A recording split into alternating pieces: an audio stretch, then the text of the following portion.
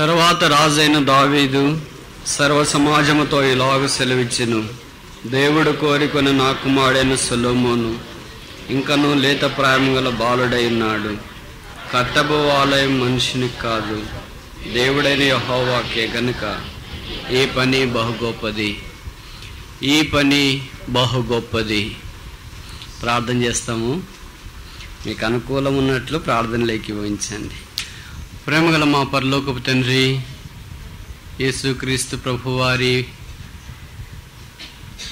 అద్వితీయ అతి శ్రేష్టమైన అపూర్వమైన సమానమైన నామమున ఈ మధ్యాహ్నము మరొక్కసారి నీ వాక్యము చుట్టూ చేరి రావటానికి మీరు మాకు అనుగ్రహించిన కృప కొరకై స్తోత్రములు. మేము నీ మేపు గొర్రెలము, మీరు మా కాపరివి కనుక పచ్చిక గల చోట్ల మమ్మల్ని పరిముండ చేయము.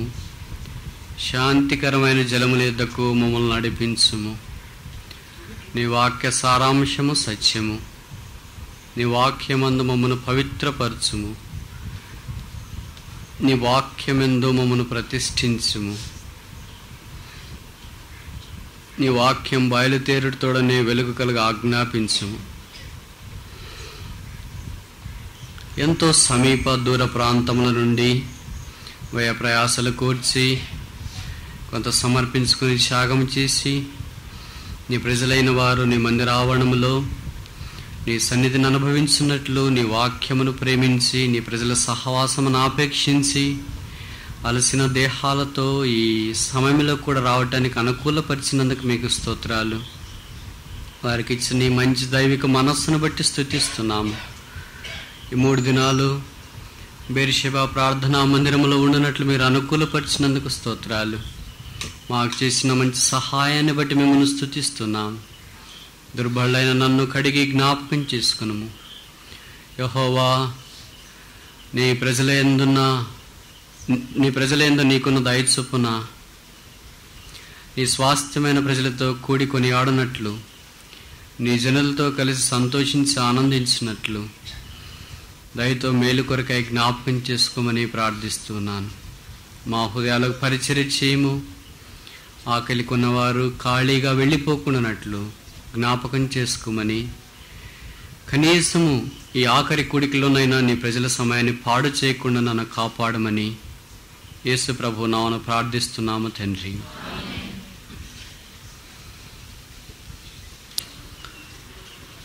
ఈ పని బహు గొప్పది. దావీదు సొలొమోనుకి ఇచ్చిన పిలిపిది. రాజులు చేసే పరిచర్య ఇది. హృదయానుసారులు చేసే పరిచర్య ఇది. అపర జ్ఞానము కలిగిన వారు చేసే పరిచర్య ఇది. దైవాంశ సంభూతులు జరిగించే కార్యం ఇది. దేవదూతలు తొంగిచూచే పరిచర్య ఇది. అదే దేవుని నివాస స్థలమైన మందిరాన్ని కట్టుట. లోకంలో మనం చూస్తున్నప్పుడు ఏదైనా ఒక గొప్ప కట్టడం కట్టబడినప్పుడు చాలా ఘనమైనదిగా మనం భావిస్తూ ఉంటాం. అయితే దేవుడు కట్టే కట్టడం, తన ప్రజలను ఆధారం చేసుకుని నిర్మించే నిర్మాణము మానవాతీతమైన గొప్పదిగా వాక్యంలో చూస్తున్నాం. అందుకే దీనికి 2 అంతల విశేషణము వాడబడుతూ వచ్చింది. Double adjective is always emphatic. 2 అంతల విశేషణం ఎప్పుడు చాలా ప్రభావం కలిగినది. సొలొమోను ఆ పదాన్ని వాడుతున్నాడు. దినవృత్తాంతాల 2వ గ్రంథము 2వ అధ్యాయము 9వ వచనం. కాగా లెబానోను నుండి సరళ మ్రానులను, దేవదారు మ్రానులను, చందనపు మ్రానులను నాకు పంపుము. నేను కట్టించబోవు మందిరము గొప్పదిగాను ఆశ్చర్యకరమైనదిగాను ఉండును. కనుక గొప్పది, ఆశ్చర్యకరమైంది. సాధారణంగా 2 అంతలుగా విశేషణంతో వాడబడే కట్టడము ఇది మనం చూడము. అయితే దేవుడు తన మందిరము, తన ప్రజలు, తన పేరు పెట్టిన వ్యక్తిగత కుటుంబ జీవితాలు గొప్పవిగా, ఆశ్చర్యకరమైనవిగా ఉండాలని కోరుతున్నాడు. అది దేవుని యొక్క ఉద్దేశం. దాని కొరకై ఈ ఏర్పాటును దేవుడు అనుగ్రహించినాడు. మరి ఇది రాజులు చేసే పరిచర్య అయితే సామాన్యులమైన మనం ఈ పరిచర్య ఎలాగ చేయగలము అనే అభిప్రాయం కూడా మనకు రావచ్చు. వారైతే దేవుని చేత అభిషేకించబడి రాజులుగా పరిపాలన చేశారు. దేవుడైతే మనల్ని యేసుక్రీస్తు ప్రభువారి రక్తం ద్వారా రాజులైన యాజక సమూహముగా దేవుడు మనల్ని చేశాడు. సో రాజులైన యాజక సమూహాలుగా చేసిన కారణం చేత మనం ఆత్మ సంబంధముగా రాజులుగా, రాకుమారులుగా, రాణులుగా మార్చబడ్డాం. ఆ కారణాన ఈ రాయల్ మినిస్ట్రీ అంటారు దీన్ని, రాజపరిచర్య. మనకు చాలా తేలిగ్గా, చాలా తక్కువగా, చాలా సందర్భాలలో మనం వాడుకుంటూ ఉంటాం. ఏంటి? మందిర పరిచర్య, మందిర సేవ, మందిర కార్యక్రమాలంటే పని లేని వాళ్ళు, ఫెయిల్ అయిన వాళ్ళు, చేతగాని వాళ్ళు, లోకంలో తరంగాని వాళ్ళు చేసే పరిచర్య అని అనుకుంటాం. కాదు, it is not rogues ministry. ఇది అనగా రోగ్స్, పనికిరాని వారు చేసే పరిచర్య కాదు. ఇది ఇట్స్ రాయల్ మినిస్ట్రీ, రాజులు చేసే పరిచర్య ఇది. కనుక ఈ పరిచర్య కొరకై దేవుడు ఆ దినాన రాజులను నియమించి ఆజ్ఞాపించినాడు. ఈ దినాన మనల్ని కూడా దేవుడు నియమించి ఆజ్ఞాపించినాడు. కనుక ఈ పని బహు గొప్పది. దేవుడిచ్చినాడు కనుక పని గొప్పది, మనం చేస్తున్నామని కాదు. ఇది గొప్పవారు, ఉదాహరణకి మన ప్రధానమంత్రి గారు ఉన్నారు. మనకు ఒక చిన్న పని చెప్పవచ్చు, అది దృష్టికి అల్పమే కావచ్చు, కానీ ఆయన చెప్పాడు కనుక ఆ పని గొప్పది. ఎవరు చెప్తున్నారనే దాన్ని బట్టి అది ఆధారపడింది. చేసేవాళ్ళు ఎవరైనా కావచ్చు, గొప్పవాళ్ళు కావచ్చు, సాధారణమైన వాళ్ళైనా కావచ్చు. కనుక ఈ పని మనకు అప్పగించేది మానవులు కాదు, దేవుడైన యెహోవాయే. అది మనం గుర్తించుకోవాలి. మరి సాయంకాలము మనం ఆలోచించే ఈ పనిని గురించిన ఒక చిన్న భాగం ఏంటంటే ఆఖరిది, లేదా ఆఖరి మనం చేస్తాం the preparation of the work, పని కొరకైన సిద్ధపాటు. దాదాపు ఇప్పటికి నాకు తెలిసి 6 P'లు మనం చూసుకున్నాం. ఇంగ్లీష్ వచ్చే వాళ్ళకి బాగా గుర్తుంటుంది అనుకుంటా. మొదట స్థలముతో ఆరంభించబడి అలాగే కొనసాగుతూ ఇప్పుడు ఆఖరి దాకా వచ్చాం. ఆఖరి P ఏంటి? ప్రిపరేషన్ ఆఫ్ ద వర్క్, పని కొరకైన సిద్ధపాటు. సందేహం లేకుండా ఒక పని చేయాలంటే స్థలం అవసరము, ఒక పని చేయాలంటే వ్యక్తి అవసరము, పని చేయాలంటే ప్రజల అవసరము, పని చేయాలంటే నియమాలు అవసరము, పని చేయాలంటే ఆసక్తి అవసరము, పని చేయాలంటే ప్రకటన అవసరము. ఇవన్నీ ఉండి సిద్ధపాటు లేకపోతే ఆ పని జరగదు. ఆ సిద్ధపాటు ఈ దేవుని వాక్యంలో మనము చూస్తున్నాం. కనుక ఏంటి సిద్ధపాటు? ఏమి ప్రిపరేషన్? ఏమి సిద్ధపరిచినాడు?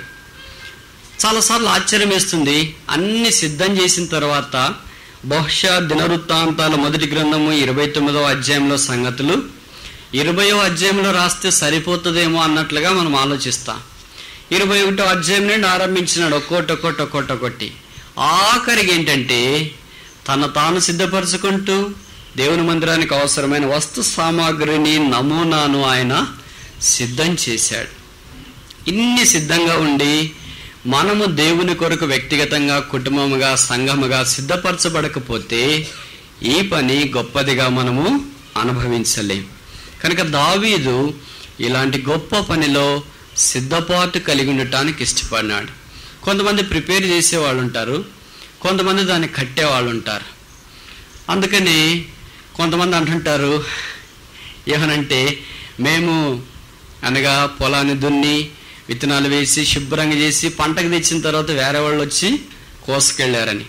ఎవరో కష్టపడితే ఎవరో దాని యొక్క ఫలంలో ప్రవేశిస్తున్నారు. మన సహవాసం కూడా అంతే కదా. ఆరంభంలో చాలా త్యాగం చేసుకున్న దైవజనులు వారు ఎంతో కష్టపడి, ఎంతో ప్రయాసపడి మన కొరకే ఇన్ని ఏర్పాట్లు చేశారు. వారి ఏర్పాట్లు ఈ సౌఖ్యాన్ని అనుభవించకుండానే మనం ఈ లోకాన్ని విడిచిపెట్టారు. మనము వారు సిద్ధపరిచిన ఈ సౌఖ్యంలోనికి ప్రవేశించిన వారి యొక్క కష్ట ఫలంలోనికి మనం ప్రవేశిస్తున్నాం. దావీదు యొక్క జీవితంలో కూడా సొలొమోను దావీదు యొక్క కష్ట ఫలములోనికి ప్రవేశిస్తున్నాడు. అన్ని సిద్ధపరిచినాడు. ఇప్పుడు దావీదు సొలొమోనులు దేవుని యొక్క మందిరాన్ని కట్టే విషయంలో ఇద్దరు కలిసే పనిచేసినట్లు అర్థం చేసుకోవచ్చు. ఒకరు సిద్ధపరుస్తున్నారు, ఒకరు కడుతున్నారు. ఎవరు సిద్ధపరచాలో వారినే కట్టడానికి దేవుడు అనుమతించకపోవచ్చు. ఎవరు కడుతున్నారో వారిని సిద్ధపరచడానికి కూడా దేవుడు అనుమతించకపోవచ్చు. దైవిక నియమాలని మనం అంగీకరించాలి. మనం అంగీకరించకపోతే దేవుడు మనల్ని అంగీకరించడు. ఉదాహరణకు కొన్ని భౌతికమైన నియమాలు ఉంటాయి. ఏంటి భౌతికమైన నియమాలు? గురుత్వాకర్షణ శక్తి, అంటే భూమి ఆకర్షణ శక్తి ఉంది. అయ్యా, ఈ నియమాలు ఏం పనిచేయవు, నేను యేసుప్రభువుని నమ్ముకున్నాను, నేను దేవుని బిడ్డను అయిపోయాను, అసలు ఇది నాకు పనే చేయదు అని మిద్దెకి కిందకి దూకేవనుకో, పైకి పోతావా కిందికి పడతావా? ఎముకలు అన్నీ సున్నమై గుంటూరులో తీసుకెళ్తారు. రక్షించబడ్డాను కదండి, మందిరంకి వెళుతున్నాను కదండి, ఈ నియమం నాకేం పని చేస్తుంది అని అనుకోవటానికి లేదు. భౌతికంగా కొన్ని నియమాలు ఉన్నాయి. బస్సు వెళుతూ ఉంటుంది, కొన్ని నియమాలు ఉన్నాయి దానికి, డైనమిక్స్. ఆ బస్సు మెల్లిగా వెళుతూ ఉందిలే, నేను సాదాగా దిగుతాను, నువ్వు సాదాగా దిగావనుకో మూతి ఎంత సాఫ్ అయిపోద్ది. దానికి కొన్ని నియమాలు పనిచేస్తున్నాయి. అది ఆగినప్పుడే మెల్లగా దిగాల.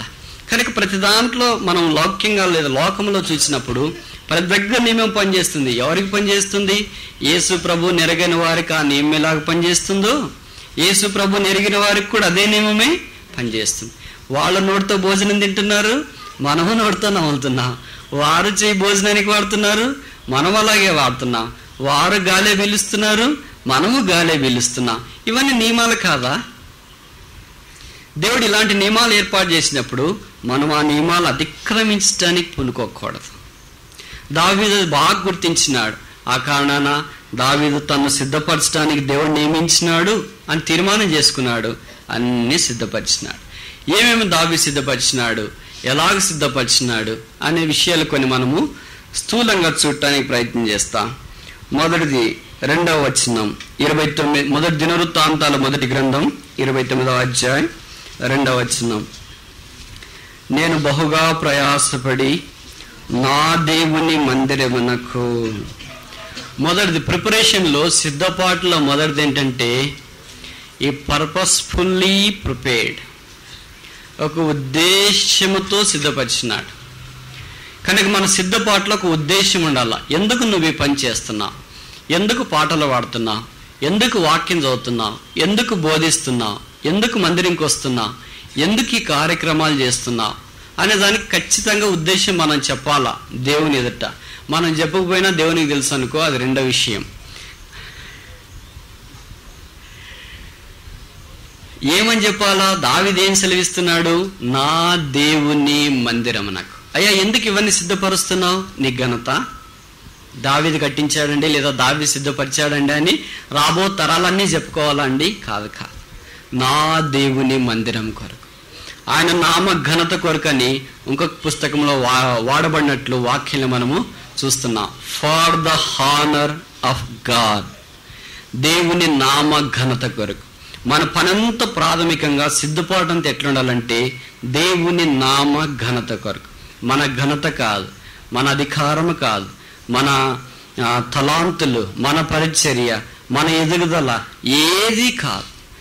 దావీదు యొక్క రాజరికం అంతా చేతురాత్తో చెక్కించుకుని ఉండొచ్చు, ఇదిగో దావీదు దేవుని మందిరం కొరకు అన్ని సిద్ధపరిచాడని. అలాగ చేయలేదు. అలాగ దావీదు చేసినా దావీదుని అడిగేవారు ఎవ్వరు లేరు.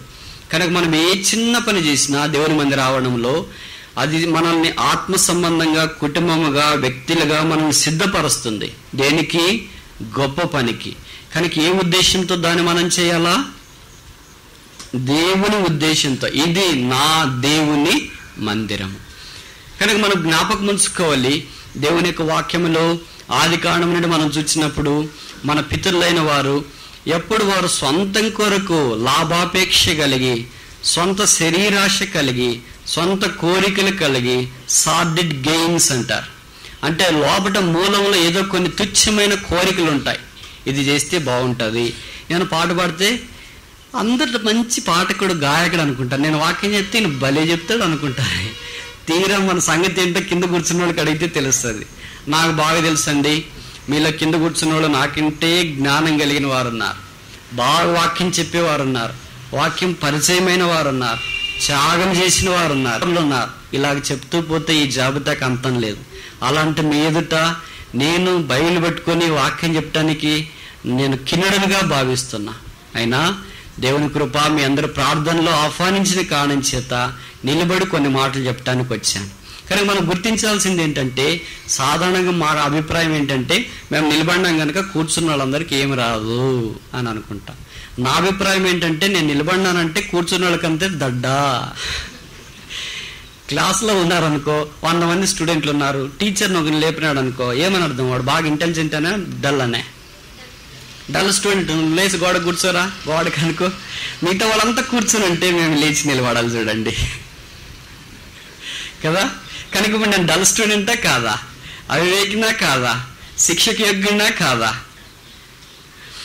అయితే కొన్నిసార్లు దేవుడు కృప చూపించే కొలది దేవుని యొక్క ఆత్మను అనుసరించి పరిచర్య చేయటానికి, నిలబడగలగటానికి దేవుడు కృపిస్తున్నాడు. కానీ మనం గుర్తించుకోవాల్సింది మన పరిచర్యలో, నేను ఈ పని చేయటం ద్వారా దేవుని నామ ఘనత ఉందా లేదా? ఘనత లేకపోతే వెంటనే కూర్చో. ఎప్పుడు పరిచర్య నాకు కావాలి అని అడిగి తీసుకో.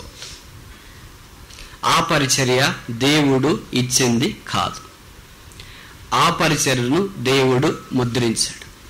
అడిగి తీసుకునని పనులు కొన్ని ఉన్నాయి.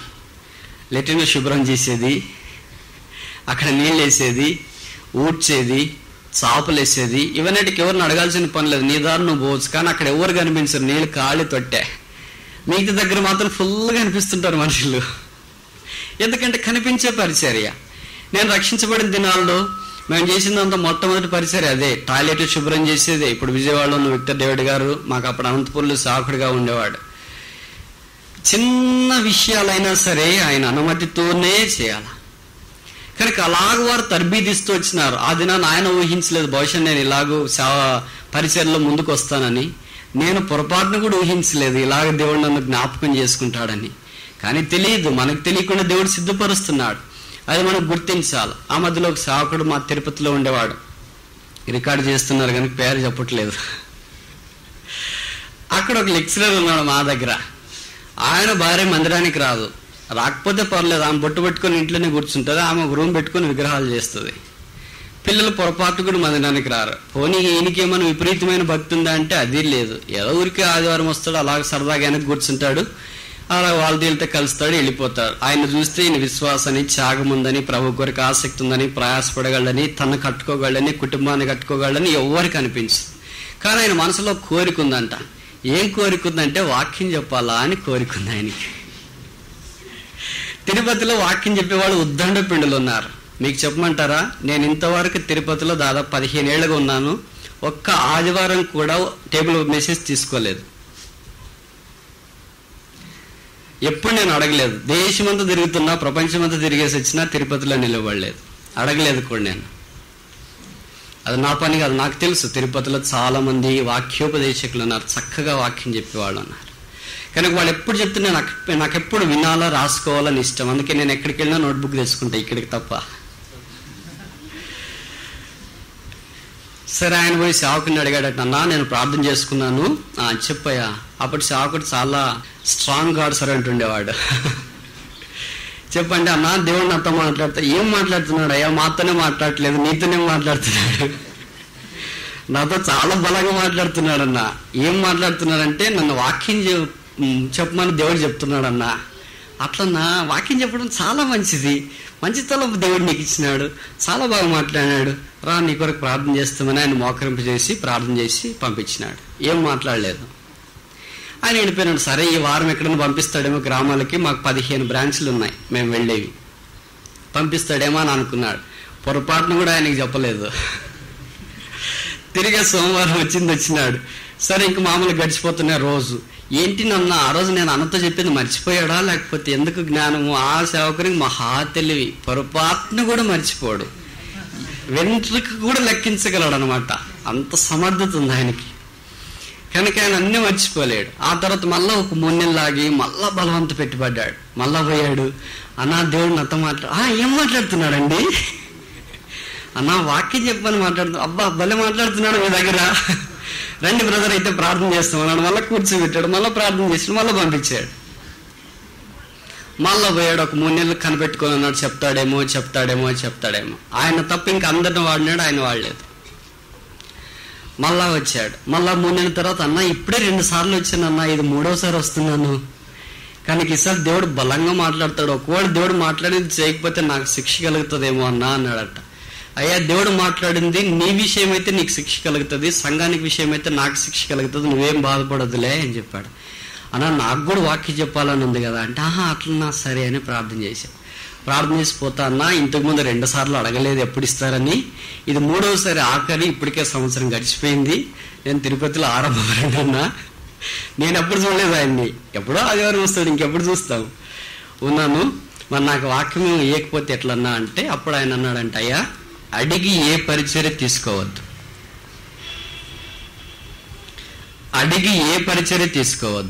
ఆ పరిచర్య దేవుడు ముద్రించింది కాదు. నువ్వు అడిగావు కనుక నేను నీకు ఈ పరిచర్య ఇవ్వటానికి మనసు లేదు కనుక ప్రార్థన చేసి పంపించాడు. ఇంకా సంవత్సరం దాకా ఆయన అడగలేదు. అప్పుడు నిజంగా దేవుడు ఈ సేవకునితో మాట్లాడాడట, ఆయన వాడుకో అని. ఇంకా అడుక్కోకున్న తర్వాత సంవత్సరం పైన ఆయన మర్చిపోయాడు, ఇంక నన్ను వాడుకోడైనా ఇంత ఎన్ని ట్రాన్స్ఫర్ అయ్యేదాకా అనుకున్నాడు.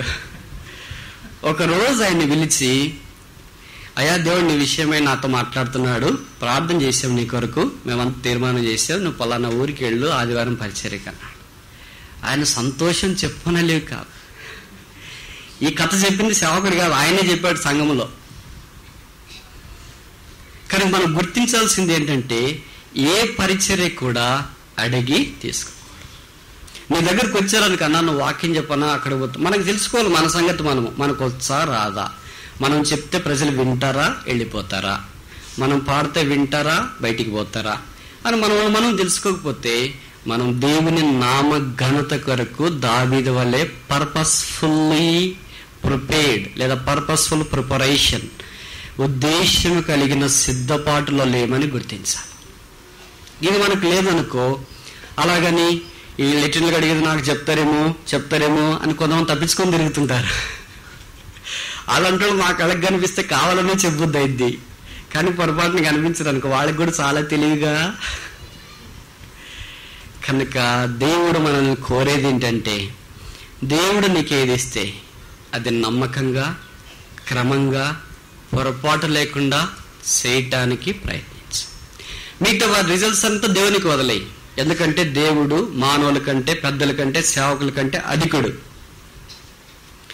ఎల్డర్స్ నీ మాట వినికపోయినా, సేవకులు నీ మాట వినికపోయినా, దేవుడు వారిని నీ మాట వినిపించడానికి లేదా దేవుడి మాట వినిపించడానికి శక్తి గలవాడు. మనం వారిని మార్చలేకపోయినా దేవుడు వారిని మార్చటకు శక్తి గలవాడు. కానీ సాధారణంగా మనం ఏమనుకుంటామంటే, వీళ్ళు చెప్పిందంతా వింటా పోతే ఇంక అన్ని మనకే చెప్పేస్తారేమో, నేను ఒక్కడే పని చేయలేమో, నేను ఒక్కటే చేయాల్సి వస్తుందేమో, ఇంక వేరే వాళ్ళకి ఎవరికి చెప్పరేమో అని మనం అనుకుంటాం. దేవుడు క్రమంగా మనల్ని తీసుకుని వస్తాడు. దావీదు చూడండి, ఆరంభంలో గొర్రెలు గాయటానికి వాళ్ళ నాన్న, రే నువ్వు గొర్రెలు గాయటానికి అంటే నేనేనా, ఇంతమంది ఎద్దుల మాదిరి ఉన్నారు వాళ్ళంతా కనిపించట్లేదా, నేను గొర్రెల మాదిరి ఉన్నా నేనే కనిపించినా, మొదటివాడు, రెండోవాడు, మూడోవాడు, నాలుగోవాడు, ఐదోవాడు, ఆరోవాడు, ఏడోవాడు కానీ సండే క్లాసులో పాట పాడుతుంటారు. మరి వారు 7 మంది కనిపించలేదు, నేనే కనిపించాను, నేను పో అని దావీదు ఆ దినాన తండ్రిని తిరస్కరించింటే ఈ దినాన దావీదుని గురించి బైబిల్లో రాసిండేవారు కాదు, మనం మాట్లాడినవారం కాదు. ఆ దినాన వాళ్ళ నాయన, రే నువ్వు గొర్రెలు గాయటానికి అంటే సరే గొర్రెలు గాయటానికి వెళ్ళాడు. అక్కడ నుండి పిలిపించి నువ్వు యుద్ధం దగ్గరికి వెళ్ళు, సరే యుద్ధం దగ్గరికి వెళ్ళాడు. ఇక్కడ నుండి అంతఃపురానికి వెళ్ళు, సరే అంతఃపురానికి. ఇక్కడ నుండి సౌలుకు దయ్యం పడుతుందంట, వాయిద్యం వాయించు, సరే వాయిద్యం వాయించే దగ్గర నుండి ఇక్కడ నుండి నీకు బాగలేదు పలానా దగ్గరికి వెళ్ళు, సరే ఎక్కడికి వెళ్ళమంటే అక్కడికి, సరే సరే సరే సరే సరే. ఇన్నిసార్లు సరే అన్న తర్వాత దేవుడు దావీదు విషయమే సరే అని అనుకోకుండా ఉండలేకపోయాడు. దేవాన్ని నామఘనత కొరకు మందిరాన్ని కడతాను అని దావీదు మనసులో లేకపోయినా, దావీదును దేవుడు అవన్నీ సిద్ధపరచడానికి సరే అని అనలేకుండా ఉండలేకపోయాడు. నాకు చాలా ఈ దావీదు యొక్క కథ చదివినప్పుడు చాలా ఆనందము దుఃఖం కలుగుతుంది. ఎట్లంటే, నాకు తెలిసి బైబిల్లో దేవుడు ఒక స్నేహితులతో మాట్లాడినట్లు దావీదుతో మాట్లాడాడు, ఇంకెవ్వరితో మాట్లాడలేదు. ఆ మాటలు చదివినప్పుడంతా నాకు ఏడుపు వస్తుంది. ఏంటంటే దావీదు మన కీర్తనలో కూడా రాయబడింది, 132వ కీర్తన అనుకుంటా. దావీదు రాజుగా చేయబడిన తర్వాత తనకు ఒకే ఒక కళ. ఏంటా కళ? ఒకే ఒక కోరిక. ఏంటా కోరిక? దేవుని మందిరం కొరకై ప్రజలను, పరిస్థితులను సిద్ధపరిచి ఆ తర్వాత సమస్తాన్ని ఏర్పాటు చేయాలని దావీదు అనుకున్నప్పుడు ప్రవక్త దగ్గర చెప్పాడు, అయ్యా నేను మందిరాన్ని కట్టాలనుకుంటున్నాను, ఇది నిజమేనా, దేవుని చిత్తమేనా కాదా అని. ప్రవక్త వచ్చి దావీదు దగ్గర చెప్పాడు, నువ్వు మందిరాన్ని కట్టడానికి వీల్లేదు కానీ మందిర సామాగ్రి అంతా సిద్ధపరచాలని. దావీదు దానికి సరే అన్నాడు. నీకెప్పుడు చెప్పాడు దేవుడు అట్లా? నాతో అన్ని మందిరం కూడా కట్టమని చెప్పాడని మనం ఏంటి అనిండేవాళ్ళం. దావీదు సరే అన్నాడు. ఇప్పుడు అంటేనే ఏం జరిగింది? వెంటనే దేవుడు దావీదు దగ్గరికి వచ్చినాడు. వచ్చి ఎట్లా మాట్లాడుతున్నాడంటే ఒక చిన్న పిల్లవాడు తండ్రితో మాట్లాడినట్లు మాట్లాడుతున్నాడు. ఏమన్నాడు? నేను మిమ్మల్ని ఐగుప్తులో నుండి బయటికి తీసుకుని వచ్చినప్పుడు నేనంతా గుడారంలో నివసింపలేదా? నేను ఎప్పుడైనా నాకు నివాస స్థలం కావాలని కోరితున్నా? నాకెప్పుడైనా కట్టడం కావాలని నేను అడిగానా? నేను ఎప్పుడైనా మంచి స్థలంలో నివాసం చేయాలని అడిగానా? మీరంతా దేవదారు తమల వృక్షాలతో నిర్మించబడిన స్వరంబు వేసిన గృహాల్లో ఉన్నారు. నేను ఎప్పుడూ నివాస స్థలం కావాలని అడగలేదే. ఈ మాటలో దేవుడు మాట్లాడుతుంటే బహుశా దావీదు అనుకున్నాడేమో, ఎవరు నాతో మాట్లాడేది? దేవుడు నా దగ్గరికి వచ్చి ఇంత తగ్గించుకుని మాట్లాడుతున్నాడే, ఇంత సామాన్యంగా మాట్లాడుతున్నాడే. అప్పుడే దావీదు హృదయం బద్దలైపోయింది. దేవా, నువ్వు అంత తగ్గించుకొని ఇంక మాట్లాడద్దు. నిజమే, నువ్వు అడగలేదు. ఒకవేళ మన పిల్లలు ఉన్నారనుకో, మన పిల్లలు వాడు ఇంటర్మీడియట్ అనుకో, అంతదాకా ఎప్పుడు వాడు గుడ్డలు అడగలేదు, చెప్పులు అడగలేదు, ఏ వస్తువు అడగలేదు. నీవే అవసరమా అని గుడ్డలు తెచ్చావు, చెప్పులు తెచ్చావు, పెన్నులు తెచ్చావు, బుక్స్ తెచ్చావు. ఏదో ఒక పరిస్థితి వచ్చింది. ఆ పరిస్థితి వచ్చినప్పుడు ఒక నోట్ పుస్తకమే అనుకో, వచ్చి నీ దగ్గరికి తల్లి దగ్గరికి కొడుకు అడిగాడు అనుకో, అమ్మా నేను ఒకటి నేను అడగాలని కోరుతున్నాను. బహుశా నీ కొడుకు ఇంత దాకా అడిగాడని అడగలేదని నీకు గుర్తుండదు. సరే అడగంటావు. అమ్మా నేను ఇంత దాకా ఎప్పుడైనా గుడ్డలు అడిగానా? వెంటనే తల్లి మనసు కరిగిపోవడం మైనం వల్ల ఆరంభిస్తుంది. ఎప్పుడైనా నాకు పుస్తకాలు తీసుకురమ్మని అడిగానా? ఎప్పుడైనా నాకు బూట్లు తీసుకురమ్మని అడిగానా? ఎప్పుడైనా నాకు సెల్ ఫోన్ ఇమ్మని అడిగానా? ఎప్పుడైనా నాకు ఇది చేయమని భోజనం పెట్టమని అడిగానా? ఎప్పుడైనా నాకు సైకిల్ కావాలని అడిగానా? ఇలాగ కొడుకు నిలదీసినట్లు మాట్లాడుతుంటే నిజంగా నాకు తెలిసి ఏ తల్లి ఏ తండ్రి కానీ గుండె బద్దలు చేసుకుని ఉంటారని నేను అనుకోను. ఏంట్రా నాయన చెప్పు, ఇప్పుడు అడుగు అని అంటారు. కానీ ఆ మాటల లోపల తాకుతుంటాయి బాణాల వల్లే. నిజమే కదా, నా కొడుకు ఒక్కరోజు గుడ్డలు అడగలేదు, ఒక్కరోజు చెప్పులు అడగలేదు, ఒక్కరోజు ఫలానా భోజనం కావాలని అడగలేదు, ఒక్కరోజు ఏం అడగలేదు. ఈరోజు ఏం కావాలని అడుగుతావు? అడుగు. తీరవాడు ఒక పెన్ను కావాలని అడిగాడు అనుకో, నీకు ఎలాగనిపిస్తుంది? ఏంట్రా ఇంత చెప్పి ఆ ఒకే పెన్నా? దేవుడు కూడా దావీదు నీ రాజ్యం కావాలని నాకు అని అడగలేదు, నీ ప్రాణం కావాలని నాకు అని అడగలేదు, నీ ఆస్తి కావాలని నాకు అని అడగలేదు. నాకు కావాల్సింది ఒక్కటే, ఇన్ని దినాలు నేను నివాసం లేకుండా జీవించినాను, నన్ను ఎవరు పట్టించుకోలేదు.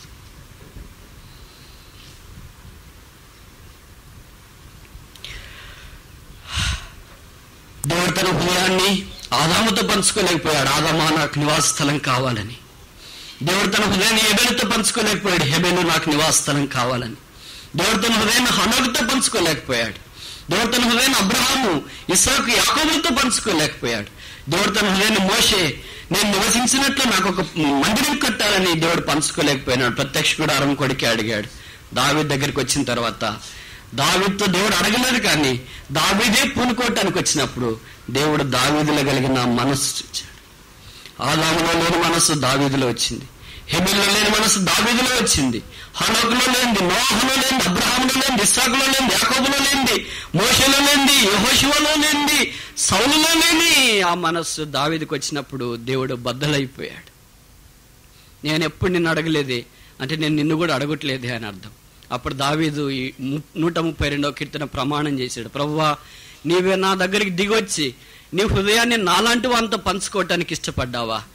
నీ మందిరం కట్టేదాకా నా కనులకు నిద్ర రానియను, నా పడక మీదకి నేను వెళ్ళను, నేను భోజనం చేయను. ఇది నీ ఆధిక్యత మా పితరులైన వారికి ఇయ్యలేదు, కానీ నీవే నాకు అనుగ్రహించిన. అది దావీదులో ఉన్న తీర్మానం. అంతదాకా దేవుని మందిరాన్ని గురించి ఎవరు పట్టించుకున్నారు? మందసాన్ని గురించి ఎవరు పట్టించుకున్నారు? దానికి కావాలని ఎవరు అనుకున్నారు? సౌలు 40 ఏళ్లు పరిపాలించాడు. ఇశ్రాయేలీయులకు మొట్టమొదట రాజైన వెంటనే ఇశ్రాయేలీయులు చేయవలసిన గురుతరమైన బాధ్యత ఏంటంటే దేవుని సన్నిధికి పోలికైన దేవుని మందిరాన్ని దేవుని ప్రజల మధ్యలో తీసుకుని పెట్టాలా. 40 ఏళ్ళు దేవుని సన్నిధి లేకుండా ప్రజల్ని పరిపాలించినాడు. 40 years they were godless people.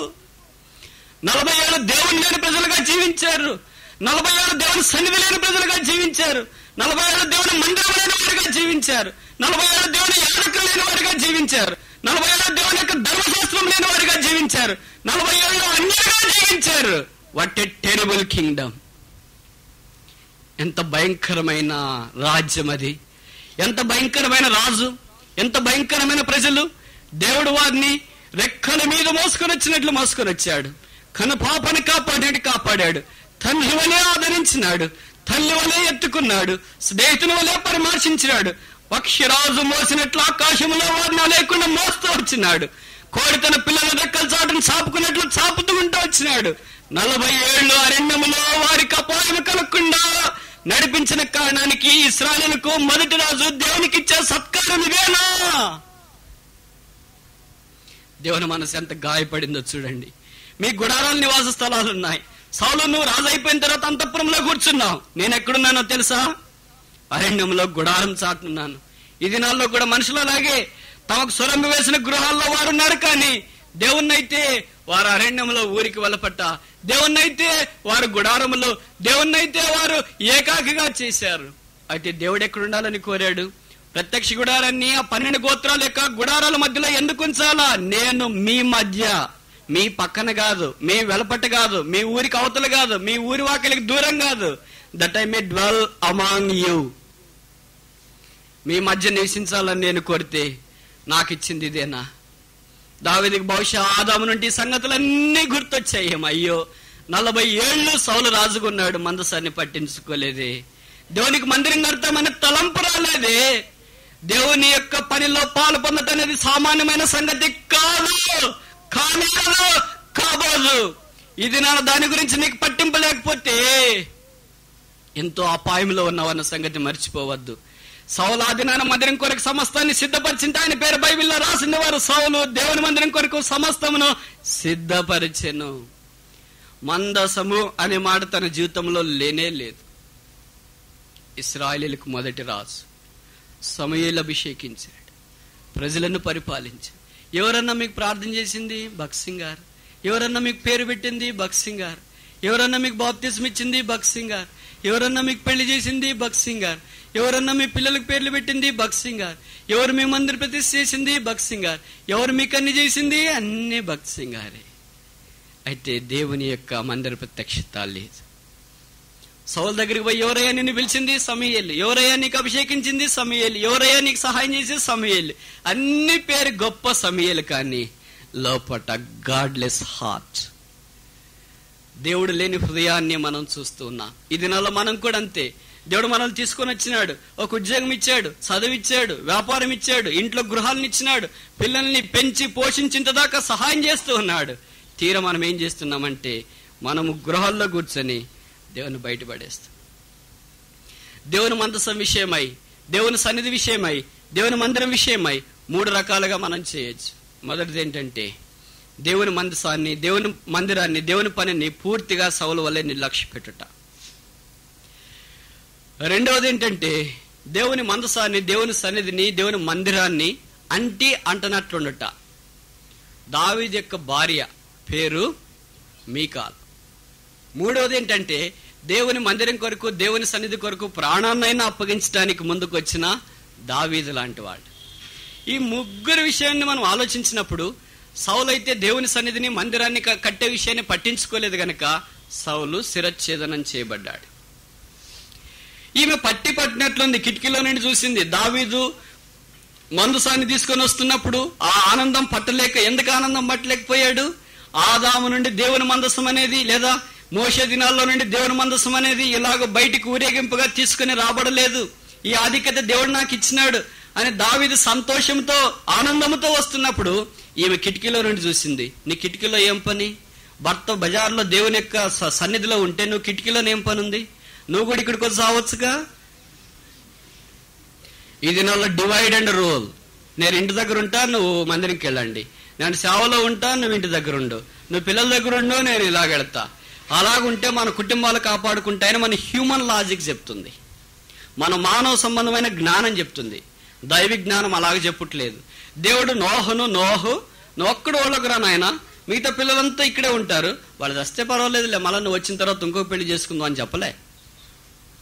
నీవును నీ కుటుంబమును ఓడలో ప్రవేశించు. దీనికి ఏ తిరుగులేదు. ఆది కాండములో దేవుడు కుటుంబాన్ని ఆజ్ఞాపించిన దేవుడు అపోస్తుల కార్యాల్లో కూడా దేవుడు కుటుంబాన్ని ఆజ్ఞాపిస్తున్నాడు. నీవు రక్షించబడితే నీవును నీ ఇంటి వారును, ఈ మాట మీరు ఆలకించాలి. కనుక అందరూ రావాలని దేవుడు కోరుతున్నారు. సరే, రక్షణ లేని వారి విషయం వేరే, రక్షించబడిన వారి సంగతి నేను మాట్లాడుతున్నా. రక్షించబడిన వారి సంగతే ఈ సంగతి అంతా. ఇదంతా రక్షణ లేని వారికి పొరపాటును కూడా నువ్వు అన్వయించుకోవద్దు. రక్షించబడిన మన సంగతే. మనం ఇంట్లో ఉంటే కాపాడుకుంటాం, ఇంట్లో వదిలేసి మందిరానికి వస్తే అదంతా దొంగలెత్తుకుపోతారేమో అని అనుకుంటారు కదమ్మా. అట్లా అనుకుంటారు లేదా? నాకు తెలిసి చాలా మంది అలాగ అనుకుంటారు. నేను ఇంతకుముందు కథ చెప్పినాను కదా, అంటే నిజమైన సంగతి. మళ్ళా ఇంకో సందర్భం చెప్తా. కర్నూలులో మా మామగారు అత్తగారు, అంటే నా మామ అత్తగారు ఉన్నారు కదా, వాళ్ళు, మా అత్తగారు రక్షించబడింది, మా మామగారు రక్షించలేదు. కానీ ఆయన ఎప్పుడైనా మందిరానికి రమ్మంటే ప్రత్యేక కొడుకులకి, నువ్వే వెళ్ళు నేనేం వస్తావులే అనేవాడు. ఆయనకి ఎంత ప్రేమ అంటే భార్య అంటే, మందిరం దాకా స్కూటర్ మీద వచ్చి డ్రాప్ చేస్తాడు కానీ లోపలికి అట్లా కాలు పెట్టాడు.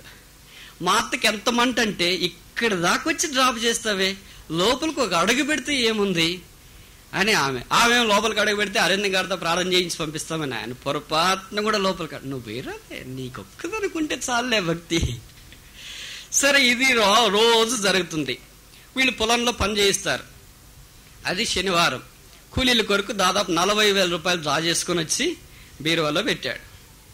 శనివారం ఇంక వెళ్ళి వాళ్ళకి బట్టవాళ్ళకి కూలి వాళ్ళకి ఇయటానికి కుదరలేదు, అందుకే సోమవారం ఇస్తామని అనుకున్నాడు. సరే, ఆదివారం రోజు మా మామగారు, అత్త, మా అన్న, వదిన, పిల్లలు అంతా సిద్ధపడినారు.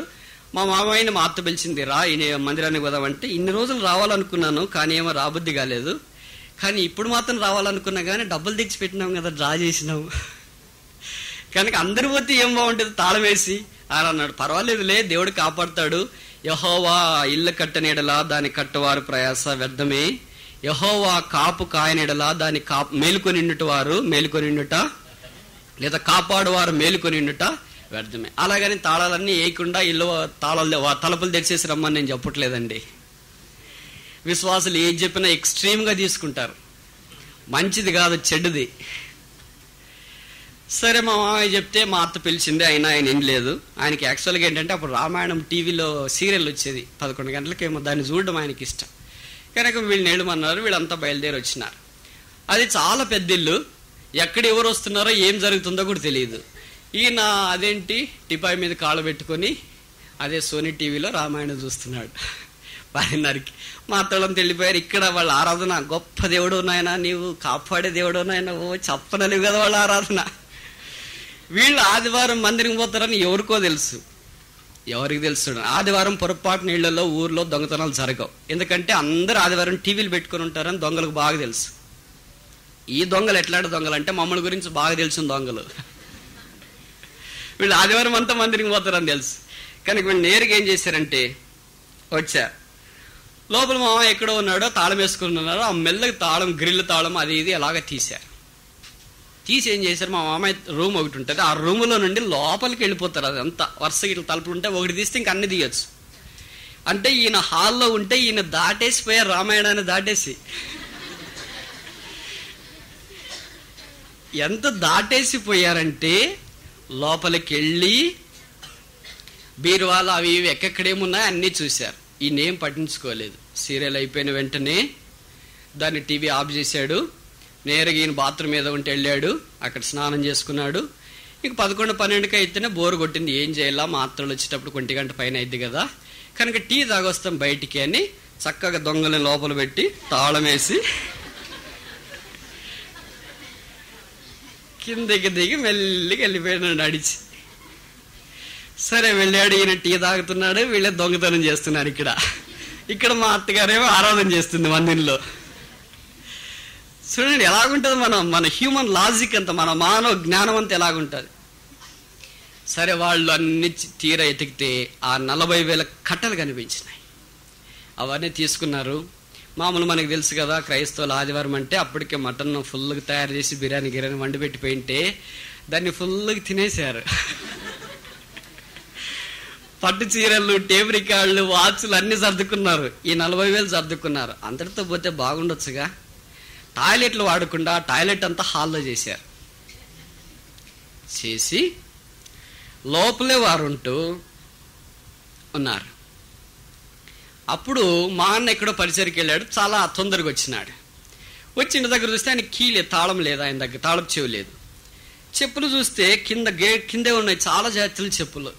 ఎవరు మాకు పరిచయం లేని ఉన్నాయి. మా మామ కాదు, మా అత్తది కాదు, మా వదిన ఎవరు కాదే ఇవి అని అనుకున్నాడు. ఆయనకి వెళ్ళగలేదు పాపం. దొంగల లోపల పెట్టి ఆయన గేట్ దగ్గర కూర్చున్నాడు తెలియకుండా. ఎంతసేపు కూర్చుంటాడు, ఆయనకి చేత కాలేదు. సరే వీళ్ళు ఆలస్యంగా వస్తారేమో, నేను కూడా టీ తాగేసి వస్తామని ఈయన పోయాడు. మామగారు ఉండే కొట్టలో ఈయన కలిసినాడు. ఇద్దరు కలిసి మాటలు పెట్టి టీ తాగి వస్తుంటే దొంగలు నేరుగా గ్రిల్లు తీసుకున్నారు, చెప్పులు వేసుకున్నారు, వెళ్ళిపోయారు. 1 గంట ఆ ప్రాంతంలో మా వదినమ్మ, మా అత్తయ్య అందరు జబర్దస్త్లో వచ్చినారు ఆరాధన చేసి. వాళ్ళతో పాటే మా మామ, మా అన్నయ్య కూడా వచ్చినారు ఇంటికి. సరే ఇంక అంత పోయి తలుపులు తీసి లోపల ఇంకా ఆకలి వేస్తుంటది కదా, చాలా తిందాం అది ఇదని వెళుతుంటే వాళ్ళకి స్వాగతం పలుకుతుంది. ఏంటి మూత్రం, ఏంటి వాసన, మా ఇంట్లో ఎవరు పిల్లలు లేరు, కోతులు వచ్చాయా ఏంటి అని అంత చూస్తే ఇంకా పాడైంది. ఏమి జరిగింది అని లోపలికి వెళితే బీరువాలు తెరిచినాయి, టేప్ రికార్డు లేదు. వెంటనే మా అత్తయ్య, మా మామయ్య అనేది, ఏమి ఇదంతా ఇటు జరిగింది, ఎక్కడ పెట్టావు డబ్బులు, ఏం చేసావు, ఏం కథ. డబ్బులా, నువ్వే కదా ఎక్కడో పెట్టావు కదరా. వారిద్దరు ఒకరి మొక్కలు ఒకరు చూసుకున్నారు. ఎక్కడ పెట్టావు మా వదిన, ఎక్కడ పెట్టావు అన్న డబ్బులు, అక్కడే మీ బీరువాలోనే పెట్టాను, మేమేం తీసుకోలేదు, మీ డబ్బులు మీ దగ్గర పెట్టాను. బీరువా తెరిచింది, అన్ని తెరిచున్నాయి. తీరా భోజనం దగ్గర పిల్లలు భోజనం కదా ఇవన్నీ వాళ్ళకి దృష్టి లేదు. పోయి అక్కడ చూస్తే మటన్ బిర్యానీ ఉందే, మటన్ కర్రీ ఉందే అంటే అవన్నీ ఖాళీ. ఏమి జరిగినాయి అని వాళ్ళు ఊహించడానికి వీలు లేకుండా వారికి పిచ్చి పెట్టినట్లు అయిపోయింది అనమాట. పగలు 1 గంట 2 గంటల ప్రాంతంలో ఇది జరిగింది. ఏమి జరిగిందో తెలుసుకోలేకపోయారు. అలాగే కూలబడిపోయి ఆ తర్వాత ఒకరినొకరు ధైర్యపరచుకొని తీరా అన్ని ఎతికిన తర్వాత వాళ్ళు తెలుసుకునేది ఏంటంటే దొంగలు వచ్చారు. 40,000 రామాయణం చూస్తున్నప్పుడు తీసుకున్నారు, టీ తాగకపోయినప్పుడు వెళ్ళిపోయారు. ఇవన్నీ యథార్థమైన సంఘటనలు ఎందుకు చెప్తున్నానంటే మిమ్మల్ని నవ్వించడం కాదు. వాళ్ళు 40,000 నష్టపోతే మిమ్మల్ని నవ్వించడం బాగుంటుందా. ఆ తర్వాత నాకు ఫోన్ చేశారు. వాళ్ళ బాధలు ఏది బాధలు అంటే నాకు ఫోన్ చేస్తుంటా. సరే నేను వెళ్ళాను. ఏంటి మీరు ఫోన్ చేశారంటే ఇంతకుముందు చెప్పాను కదా నిన్న కథ, దొంగ నక్సలైట్లు లేదా దొంగలు అనే పేరు, అన్నోళ్ళు అనే పేరుతో కొంతమంది వచ్చి ఆభరణాలు అని తీసుకెళ్లారని. అది జరిగిన తర్వాత 1 సంవత్సరం 2 సంవత్సరాలకి ఇది జరిగింది. దెబ్బ మీద దెబ్బ జరిగేటప్పటికి వారు ఊహించలేకపోయారు. ఎందుకు మేము యేసుప్రభువుని నమ్ముకున్న తర్వాత ఈ దొంగతనాలు, ఎందుకు ఈ డబ్బులు పోయినాయి, ఎందుకు ఇవి పోయినాయి. నేను వెళ్ళిన వెంటనే నన్ను ప్రశ్నల వర్షం కురిపించారు. నాకు కూడా ఏం జవాబు చెప్పాలో తోచలేదు. నేను ఇంకా అంత కథ అడిగాను, ఏం జరిగింది ఏం కథ అని. అప్పుడు నేను తీరా చెప్పాను, అత్తయ్య మీరు ఒక పని చేయండి, మామయ్య నీకు మందిరానికి పిలవడం మానేయండి. మీ ఇద్దరు పోరాటంలో ఏం జరుగుతుందంటే సాతాను చొరువు తీసుకు, ఆయన రానంటున్నాడు, ఆయన ఇల్లు కాస్తానంటున్నాడు, 40,000 పోగొట్టాడు. అదేదో మీ ఇద్దరు మందిరానికి వెంటే 40,000 మిగిలేవేమో కదండి. కనుక విశ్వాసులైన మనము ఎప్పుడైనా ఏదో ఒకటి శారీరకంగా కాపాడుకోవాలని దేవుని యొక్క సన్నిధిని, మందిరాన్ని, ప్రత్యక్ష గుడారాన్ని దేనినైనా తక్కువగా చులకనగా అంచనా వేసి దేవుని నామఘనత కొరకు మనం పనిచేయకపోతే మనకు కలిగే నష్టం విపరీతం. దాంట్లో నుండి మనం బయటికి రాలేము. కనుక ఇవన్నీ నేను ఎందుకు చెప్తున్నానంటే నేను కుటుంబముగా నష్టపోయాం. మీరు అలాంటి నష్టాలు అనుభవించకూడదని. ఎవరు అలాంటి వాళ్ళు లేరనుకోండి. దావీదు దేవుని యొక్క మందిరాన్ని పట్టించుకున్నవాడుగా ఈ వాక్యం మనకు జ్ఞాపకం చేస్తుంది. సరే, ఇప్పుడు ఇవన్నీ కథ మనం ఎందుకు చెప్పామంటే మనకు చాలా పరిచయమైన అక్క ఒక ఆమె ఉంది, పేరు మీకాల్. ఆమె కిటికీలో కూర్చునింది. ఆ కిటికీలో కూర్చోకుండా ఆ వీధిలోకి వచ్చి దావీదుతో పాటు డ్యాన్స్ వేసింటే ఎంత బాగుండో. చూసిన వాళ్ళందరికీ అన్న అక్క ఏమి ఆనందిస్తున్నారన్న దేవుల్లో అని వారు కూడా అలాగొచ్చింది వాళ్ళు కదండి. వీళ్ళు అనుకున్నారు అన్నకొక్కనికే భక్తి, అక్కకి భక్తి విషమంతా కూడా లేదు. ఇక్కడక్క కాదండి, మళ్ళీ అలాగనుకున్నారు. మామూలుగా చెప్తుండా అని భవిష్యత్తు చూసిన ఇశ్రాయేలీలంతా అనుకున్నారేమో, ఆమె అక్కడ కూర్చొని దావీదు నాట్యమాడి లేదా వాయిద్యాలు వాయించి సంబరంగా ఆనందంగా దేవుని మందసం దగ్గర వెళ్ళిపోతా ఉంటే, సరే ఆయన పిచ్చి ఆయనకు పట్టిందిలే అని అనుకోకుండా వాక్యంలో రాయబడింది, ఆమె తన మనసులో దావీదును హీనపరచి. ఆమె ఆ దినాన్ని హీనపరిచింది భర్తను కాదు, ఆమె ఆ దినాన్ని హీనపరిచింది రాజును కాదు, ఆమె ఆ దినాన్ని హీనపరిచింది దావీదుని కాదు, ఆమె ఆ దినాన్ని హీనపరిచింది దేవుని మందసాన్ని. దావీదు అలాగ ఆడటానికి కారణం ఏంటి? దేవుని మందసం ఉంది కనుక ఆడాడు, ఊరికి ఆడలేదుగా. కనుక ఈమె దావీదును తన మనసులో అనింది, కానీ దేవుడు దాన్ని తన మందసంగా భావించినాడు. బైబిల్లో రాయబడింది, ఆమె చనిపోయేదాకా ఆమె గర్భము తెరవబడలేదు. She was barren. మొదట చెప్పాను సౌలు, ఈ వాజ్ బిహెడెడ్, శిరచ్ఛేదనం చేయబడ్డాడు. రెండోది మీకాలు చెప్పాను, షీ వాజ్ బ్యారన్ అనగా గొడ్రాలుగా ఉంది.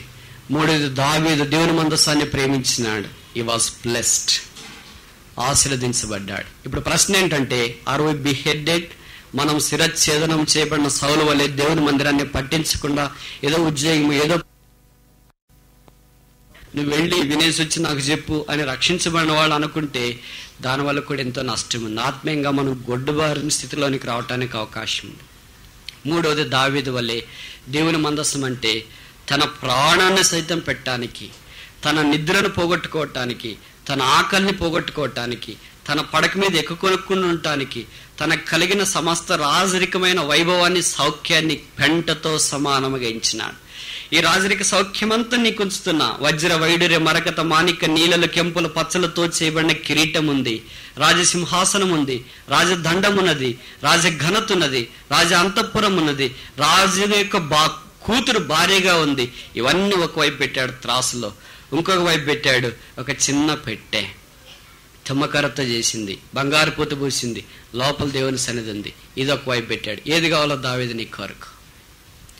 దావీదు రెండు చేతులు పెట్టి మనఃపూర్వకంగా ఆహ్వానించింది రాజరిక వైభవాన్ని కాదు, రాజులకు రాజు ప్రభులకు ప్రభు అయిన దేవుని యొక్క సన్నిధి, మందసము, మందిరం. అందుకనే దేవుడు దావీదును తన నామ ఘనత కొరకు ఈ సామాగ్రిని సిద్ధపరిచే గొప్ప పాత్రగా చేసినట్లు వాక్యాలను మనం చూస్తున్నాం. కనుక మొదటిది మనకేం చెప్పబడిందంటే, పర్పస్ఫుల్లీ ప్రిపేర్డ్, ఒక ఉద్దేశముతో దాన్ని సిద్ధపరిచినట్లుగా మనం చూస్తున్నాం. రెండవది, దీని సిద్ధపాటులో మనం ఏం గమనించవచ్చు? 4వ వచనం, గదుల దినవృత్తాంతాల మొదటి గ్రంథం 29:4, గదుల గోడల రేఖ పూతకును బంగార పనికిని బంగారమును, వెండి పనికి వెండిని, పనివారు చేయి ప్రతి విధమైన పనికి 6,000 మణుగుల ఓఫీరు బంగారమును, 14,000 మణుగుల పుటం వేయబడిన వెండిని ఇచ్చుచున్నాను. ఈ గేవ్ ప్రొఫ్యూజ్లీ, ధారాళంగా ఇచ్చినాడు. ఈ మాట చాలా పెద్ద మాట. సమస్తమును ధారాళముగా దయచే దేవుడు. దేవునికి మాత్రమే పదం వాడతారు, బైబిల్లో మాట వాడబడింది. కానీ దావీదు కూడా ఎలాగిచ్చినాడంటే ధారాళముగా ఇచ్చినాడు. వెండైనా, బంగారైనా, చెక్కలైనా, ఇనుమైనా, మనుషులైనా, పరివారమైన ఏదైనా సరే దేవుడు చెప్పాడా నాకు ఇంత ఇయ్యండి అని? దేవుడు దావీదు మనం అనుకున్నట్లు ఈ దినాల్లో ఉన్నట్లు దశంభాగం మాత్రమే మందినికి ఇస్తే చాలులే, అది కూడా వాళ్ళకి ఎందుకు, ఇలా ఎవరికైనా సేవకులకి పెద్దలకి వాళ్ళకి వీళ్ళకి చేతిలో పెడితే చాలులే అని దావీదు ఆ దినాన్ని అనుకుంటే ఈ మందిరం నిర్మించబడిండేది కాదు. ఈ గేవ్ ప్రొఫ్యూజ్లీ, ధారాళముగా విస్తారంగా ఇచ్చినాడు. మనం దేవునికి ధారాళముగా విస్తారం ఇవ్వాలని దేవుడు కోరుతున్నాడు. అలాగని మీ ఇళ్ళన్నీ అమ్మి, బంగారం అంతా అమ్మి, అదేంటి సేవింగ్ పత్రాలన్నీ అమ్మేసి అన్ని తీసుకుని వచ్చి ఇక్కడ పెట్టండి అని నేను చెప్పట్లేదండి. మీకే అది తెలుసు, ఏది ధారాళమో, ఏది పిసిరితనమో, ఏది లేమిలో ఇస్తున్నామో, ఏది కలిమిలో ఇస్తున్నామో మనలో ప్రతి ఒక్కరికి తెలుసు. ఎవరిని గురించి ఏమీ దేవునికి చెప్పవలసిన అవసరం లేదు. సౌలు ఎప్పుడైనా దేవునికి తీసుకునే అయ్యా 1 తులం బంగారు పెట్టుకో అన్నాడా? అయ్యా 1 తులం వెండి పెట్టుకో అన్నాడా? ఒక చిన్న చెక్క తెచ్చానయ్యా ఈ దేవదారు చెక్క పెట్టుకో అన్నాడా? చెయ్యి పొరపాటును కూడా దేవుని వైపు లాగరాలి. What a sad stage. ఎంత విషాదకరమైంది. లోకస్తులు అన్ని లేస్తారు కదండి, తిరుపతిలో తెచ్చి లక్షలు. కనీసం ఆ జ్ఞానమన్నా దావీదుకు సౌలుకు లేకపోయింది. ఏదో నన్ను రాజుగా చేశాడు, నాకు ఇంత వైభవం ఇచ్చాడు, ఏదో తీసుకెళ్ళి ఆ మనస్సు దగ్గర పెట్టేస్తాం, దేవుని యొక్క కార్యక్రమాలు జరుగుతాయి అనే మనస్సు సౌలుకు రాలేదే. తను ఏం తినాలో, ఏం కట్టుకోవాలో, దావీదుని ఎలాగ చంపాలి, ఇదే దాంతో కాలం జరిపోయింది. మళ్ళీ కూడా కొంతమందికి ఇలాగే జరుగుతుంది. దేవుని కార్యాలు జరిగించే విషయంలో మనం సహకరించకపోవటానికి పైగా, మనం ధారాళం గీయటానికి పోగా, దేవుని కార్యాల విషయంలో మనం ఆటంకం, అభ్యంతరం కలిగించే వారమైతే మనం నష్టపోవటానికి సౌలు జీవితము మాదిరిగా ఉంది. అలాగే ఇక్కడ చేరి వచ్చిన వారు ఎవ్వరూ ఉండకూడదని నా ప్రగాఢమైన కోరిక. దేవునికి ఉద్దేశం కూడా అదే. మనం ప్రతి ఒక్కరము ధారాళముగా దావీదు యొక్క అనుభవంలోనికి రావాలని దేవుడు కోరుతున్నాడు. 3వ చూడండి,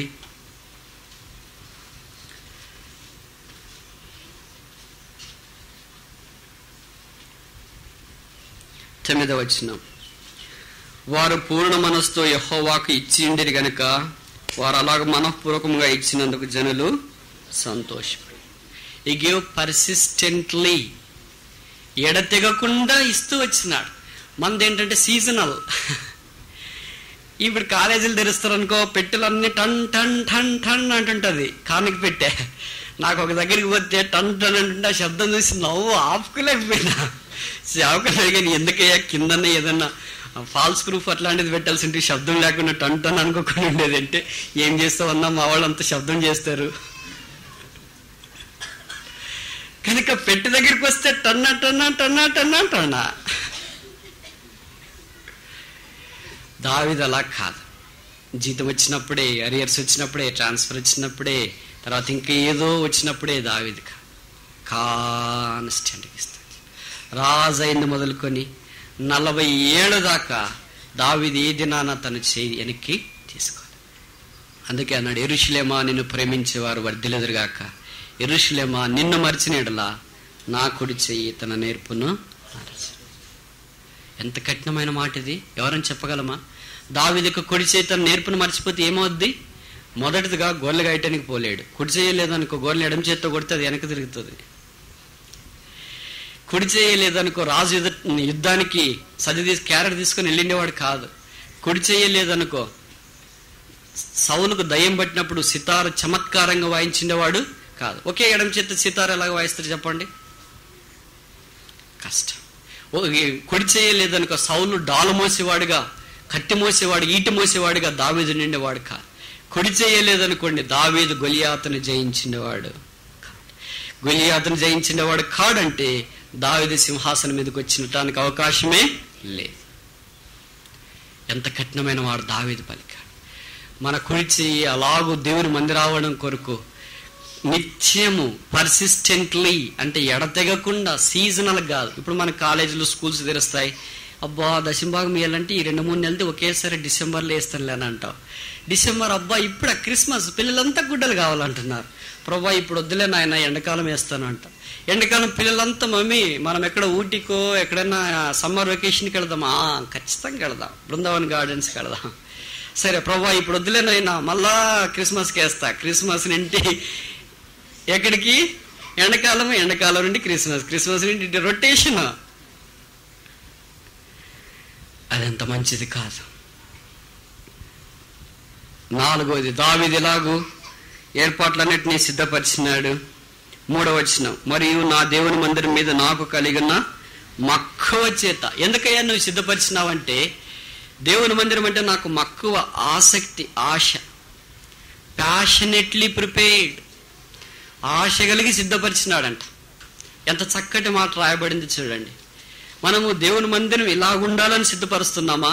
ఇవ్వకపోతే చంపేస్తాడేమో దేవుడు, ఇవ్వకపోతే హాస్పిటల్కి తీసుకెళ్తాడేమో, ఇవ్వకపోతే పిల్లలు ఫెయిల్ అవుతారేమో, ఇవ్వకపోతే డొనేషన్ కట్టి సీట్ జాయిన్ చేయించాలేమో, ఇవ్వకపోతే రోగం వస్తుందేమో, ఇవ్వకపోతే యాక్సిడెంట్ అవుతుందేమో. చాలాసార్లు మనలో నేను చెప్పగలను 99% మనము ఇదే మనసుతో దేవుడి సన్నిధిలో ఏదైనా తీసుకురావడానికి ప్రయత్నిస్తుంటాం. కానీ నీవంటే నాకు మక్కువ ఉంది అని దేవునితో చెప్పి ప్యాషనేట్గా, ఆసక్తి కలిగి తీసుకురాల. ప్యాషన్ అనే మాట చాలా గంభీరమైంది. అది ఎంత మక్కువను తెలియజేస్తుందంటే ప్రాణం పెట్టేది మనకు జ్ఞాపకం చేస్తుంది. కనుక సమయం దాటిపోతుంది. ఆఖరి మాట మనం చూస్తా. ఇంకెలాగ దావీదు చేసినాడు దీన్ని. 5వ వచనం, ఈ దినమున యెహోవాకు ప్రతిష్ఠితముగా మనఃపూర్వకముగా ఇచ్చు వారు ఎవరైనా మీలో ఉన్నారా? దావీదు ఇన్ని తీసుకొని వచ్చిన తర్వాత ఈ ప్రిపేర్డ్ పర్సివెసివ్లీ అంటే అర్థం ఏంటి? ఇతరులను కూడా ప్రోత్సాహపరిచి బలపరిచినాడు. తనొక్కడే ఈయడం కాదు. సాధారణంగా చాలాసార్లు ఏం చేస్తామంటే మనం ఒక్కరే చేస్తుంటాం కానీ వేరెవరిని ప్రోత్సాహపరచు. ఒకవేళ మనం చెప్పాము, అక్క నీకంటే 2 జీతాలు, నువ్వంటే వెళతావు, నువ్వంటే ఇస్తావు, మాకెక్కడక్క పొలాల బండి లేదు, రేట్లు లేవు, మిర్చి అంతా పొలాల్లోనే వర్షానికి కొట్టుకుపోయింది, ఏం చేయలేక అని వేరే వాళ్ళు అంటారేమో అని మనం సాధారణంగా బాధపడుతుంటాం. కానీ దావీదేమన్నాడు? ఈ దినమున యెహోవాకు ప్రతిష్ఠితముగా మనఃపూర్వకముగా ఇచ్చువారు మీలో ఉన్నారా? What a challenge! ఎలాంటి సవాల్ ఇది అంటేనే అనగా ప్రజలను ప్రోత్సాహపరిచినాడు. సరే మనమాదరు వాళ్ళు చక్కగా ఏం లాభం లేదండి, ఈయన ఏదో ఇచ్చేదాని గురించి చెప్పాడని ఎవరిదాని వాళ్ళు బైబిల్ సంఖ్యలో పెట్టుకుని బస్సు ఎక్కి వెళ్ళిపోయారా? ఇక్కడ వాక్యంలో రాయబడింది ఏం చేశారంటే వారు విస్తారంగా తీసుకొని వచ్చారంట. ఎంత విస్తారంగా తీసుకొని వచ్చారంటే 9వ వచనంలో చెప్పబడింది, వారు పూర్ణ మనస్సుతో యెహోవాకు ఇచ్చి ఉండిరి గనుక వారు అలాగూ మనఃపూర్వకంగా ఇచ్చినందుకు జనులకు సంతోషం రావటానికి ఒక కారణం ఏంటంటే మనఃపూర్వకముగా ఇచ్చుట. జనులు దుఃఖంగా ఉండటానికి ఒక కారణం ఏంటంటే మనఃపూర్వకముగా ఇవ్వకపోవటం. Very good. మనలో ఎందుకు దుఃఖం ఉంటుంది? ముఖం ఎప్పుడు పాడిపోయినా లేదా వాడిపోయినా ఆకలా కనిపిస్తుంది. ఎందుకని? సంతోషంగా ప్రజలు తీసుకొని వచ్చేది మనం చూడట్లేదు. అంటే అర్థం ఏంటి? మనం ఇయ్యట్లేదు. మనం ఇస్తే కదా వాళ్ళని చూసేది. దావీదు ఇచ్చాడు కనుక వాళ్ళని చూడగలిగినాడు. ఆ తర్వాత వచనంలో చెప్పబడింది 10వ వచనం లేదా దానికి వచనాల్లో 10వ వచనం మొదటి భాగం, రాజైన దావీదు కూడా బహుగా చాలండి. దావీదు కూడా సంతోషం కలిగింది. ఎందుకని? జనులు మనఃపూర్వకముగా తెచ్చినారు. మీరు గమనించినారో లేదో ఈ 28వ అధ్యాయము 29వ అధ్యాయంలో మనఃపూర్వకముగా అనే మాట తిరిగి వాడబడింది. ఇంగ్లీష్ బైబిల్లో విల్లింగ్లీ అంటే ఇష్టపూర్వకంగా. ఎవరేం బలవంతం చేయవలసిన అవసరం లేదు.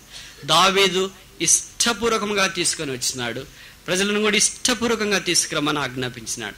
కనుక 5 విషయాలు నేను చెప్పాను ప్రిపరేషన్లో, సిద్ధపాటులో. ఆ 5 సిద్ధపాటును తాను కలిగి ఉన్నట్లు వాక్యం మనం చూస్తున్నాం. అందుకని దేవుడు దావీదు చేసిన ఈ సేవను గుర్తించకుండా ఉండలేకపోయాడు. ఆ సేవకు తగిన క్రెడిట్ అంటే గౌరవము దావీదుకి ఇవ్వకుండా దేవుడు మానుకోలేకపోయాడు. ఆ రావాల్సిన గౌరవము దేవుడు దావీదుకి ఇచ్చినాడు. ఎలాగ చెప్తావు అని బహుశా మీరు అనొచ్చు. చూడండి, కొత్త నిబంధన మొదటి పుస్తకము 1వ అధ్యాయం తీసిన వెంటనే అబ్రహాము కుమారుడైన దావీదు కుమారుడైన యేసుక్రీస్తు వంశావళి. దావీదు పేరు కొత్త నిబంధన మొట్టమొదటి పుస్తకం 1వ అధ్యాయం 1వ వచనంలోనే కనిపిస్తుంది. అలాగే ఆఖరి పుస్తకం ప్రకటన గ్రంథం ఆఖరి అధ్యాయం ఆఖరి వచనాల్లో చూస్తే దావీదుకు వేరు చిగురు యూదాగోత్రపు సింహం అనే మాటలు మనం అక్కడ చూస్తున్నాం. కనుక దావీదుతో కొత్త నిబంధన ఆరంభించబడి దావీదుతో కొత్త నిబంధన ముగించింది. కారణం దావీదు దేవుని యొక్క మందిరం అంటే తాను సిద్ధపరచుకొని ప్రజలను సిద్ధపరచడానికి పూనుకున్నవాడు. అది క్రైస్తవ జీవితానికి సవాల్. అందుకే దేవుడు దావీదుకి గూర్చి ఒక మాట సాక్ష్యం ఇచ్చాడు. అపోస్తుల కార్యాలు 13వ అధ్యాయం